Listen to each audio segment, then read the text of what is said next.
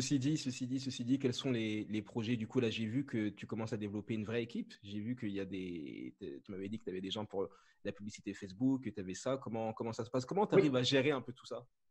Une Ben, en entreprise. fait, je vais t'expliquer un truc que j'ai compris aussi et qui m'a beaucoup aidé. Ouais. La différence entre ce qu'on appelle un auto-entrepreneur et un chef d'entreprise. Et là, beaucoup de gens ne comprennent pas ça. En fait, beaucoup de gens veulent quitter le salariat pour devenir des auto-entrepreneurs. Un Mhm, auto-entrepreneur, c'est quelqu'un qui crée un business et, comme un médecin, tant qu'il travaille, il gagne. mhm, En fait, il cesse d'être salarié de quelqu'un d'autre pour devenir salarié de lui-même.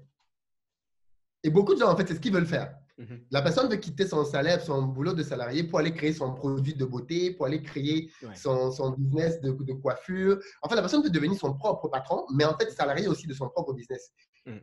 Le truc avec ça, c'est que tu es salarié toujours comme avant, tu échanges du temps contre de l'argent, et Ouais. en plus, maintenant, c'est toi qui prends le risque, parce qu'avant, c'était le patron qui prenait le risque. Mhm, Le rôle d'un chef d'entreprise, c'est de créer des systèmes. Et moi, mon rôle en tant que chef d'entreprise, c'est de créer des systèmes qui vont fonctionner sans moi. C'est mon but. Voilà pourquoi quand je lance un business, mhm. la première idée que j'ai dès la base de la création de mon business, c'est comment je fais pour créer ce système pour que, à très court ou moyen terme maximum, le système puisse fonctionner sans moi. Mhm. Donc, en fait, moi, mon obsession aujourd'hui, c'est de créer des systèmes, que ce soit mon business d'infopreneuriat, comment je le systématise, mon Ouais. business d'élevage au pays, comment je le… Là, déjà, c'est un système qui Mhm. fonctionne sans moi. J'ai du reporting qui m'est donné, j'ai des indicateurs qui me permettent de prendre des décisions tout de suite. Mhm. Alors après ça, c'est des choses que j'ai apprises. Ouais. J'ai des indicateurs qui font que je vois mes entreprises comme des systèmes. Et quand je vois le système, je vois les inputs, les outputs, quels sont les points faibles du système et comment je peux faire pour améliorer mon système. Parce que tout système est perfectible. Mhm. Et comme j'aime bien dire, quand tu as résolu le problème numéro un Ouais. que tu as dans ton entreprise, Mhm. le problème numéro 2 prend une promotion. Yes. Il devient le problème numéro un. Uh-huh. Donc, tu as toujours, et moi, c'est ça qui me passionne en fait, travailler avec les systèmes Mhm. simples au départ et qui se complexifient par la suite. Et Mhm. c'est ce que je suis en train de faire en fait avec Investir au pays. C'est qu'aujourd'hui, je suis en train d'automatiser le système de telle sorte que l'équipe que j'ai est une équipe qui puisse gérer quasiment tout en fait. Mhm. De telle sorte que moi, je me concentre uniquement là où j'ai le plus de valeur ajoutée. La création de Créer contenu. du contenu. Créer du contenu. Et le reste, les réseaux sociaux. Tu sais, on dit bien que si tu veux gagner beaucoup d'argent, il faut que tu crées un système et que tu crées une équipe. Ouais. Et ça, c'est un truc que beaucoup de gens j'ai l'impression que beaucoup de gens ne comprennent pas. Mhm. Et tu ne peux pas aller loin si tu ne crées pas d'équipe. Il faut que tu aies une équipe et une équipe de personnes qui sont plus intelligentes que toi dans les domaines dans lesquels ils sont. Parce que Mhm. beaucoup de gens aussi, quand ils veulent se lancer dans les réseaux sociaux, ils vont prendre leur copain ou leur copine. Ah, viens me faire les réseaux. Non. Mhm. Prends quelqu'un qui est très… En fait, si tu veux être parmi les meilleurs, il faut faire ce que les meilleurs font, quoi.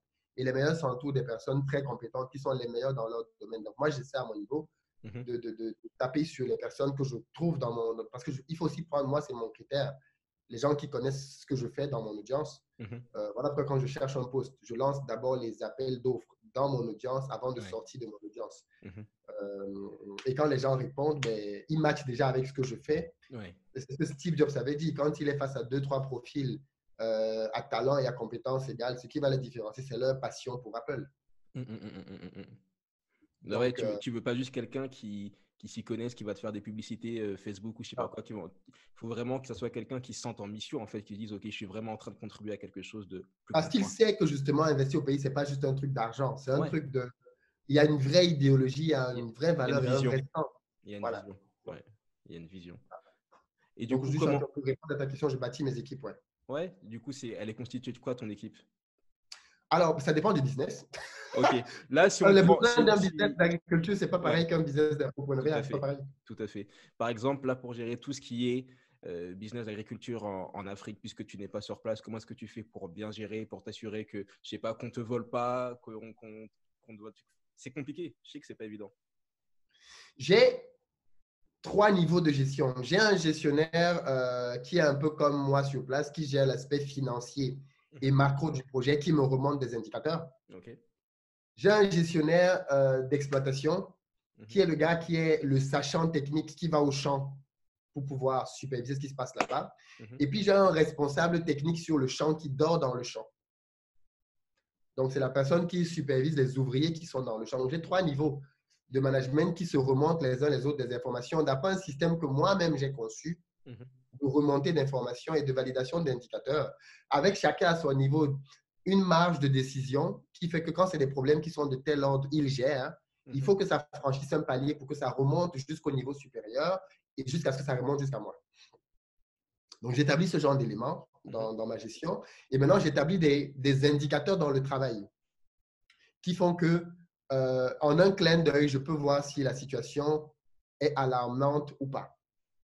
Par exemple, dans ma ferme, il faut qu'il y ait des données qui sont remontées quotidiennement, même si je ne les regarde pas. Moi, je peux les regarder une fois par semaine. Ou alors quand j'ai des alertes, je suis alerté à la journée même. Ou alors quand il y a des décisions d'un certain montant financier, je suis alerté parce qu'il faut que je donne mon OK.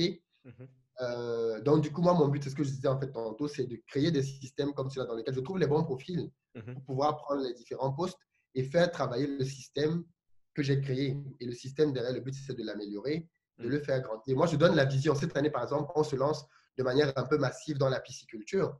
On va commencer l'élevage de porcs aussi. Ça, ce sont les visions et les grands axes que je donne. Maintenant, les gens derrière, ils déploient ça d'après les outils que l'on a bâtis, les budgets que l'on a définis. Et derrière, ça me montre vraiment en termes d'indicateurs, quoi. Et comment est-ce que tu fais s'il y a un litige, s'il y a un problème? Parce que là, tu vas pas aller au prud'homme. Non, pas du tout. Comment tu Non, mais il y fais? a des problèmes tous les jours. Ouais. Et là aussi, dans le business, dans les process que j'ai établis, il y a des lignes rouges. Tu franchis la ligne rouge, tu es dehors. Mais tu connais la ligne rouge depuis le début.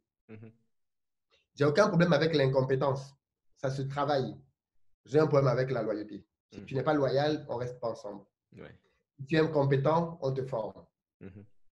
Incroyable. Et du coup, pour investir au pays, comment est-ce que tu fonctionnes?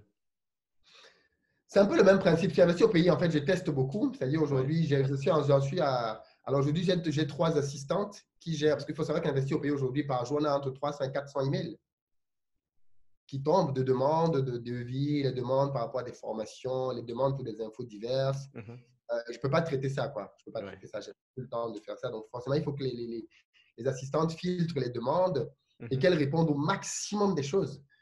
Et qu'une infime partie de mails remonte à moi par jour. Vraiment, une infime partie de mails remonte à moi pour des arbitrages, en fait, Ouais. sur ce que je veux faire. Ensuite, il faut que les personnes qui travaillent avec moi soient des personnes qui sachent vendre. La clé dans le business, c'est la vente. Ouais. Tant que tu ne vends pas, tu n'es pas dans le business. Tu as un projet, tu n'es pas dans le business. Ouais. Pour être dans le business, d'après moi, il faut que tu vendes. Donc, j'insiste beaucoup là-dessus. Et je forme le personnel, par contre, à vendre. Voilà pourquoi, en réalité, quand tu veux créer des systèmes, il faut que tu le fasses dans des boîtes que tu comprends. Au début, je faisais tout sur investir au pays. Tout, tout, tout. Pareil pour la gestion de mes fermes. Au début, je faisais tout seul, Ouais. avec les personnes qui travaillaient sur place.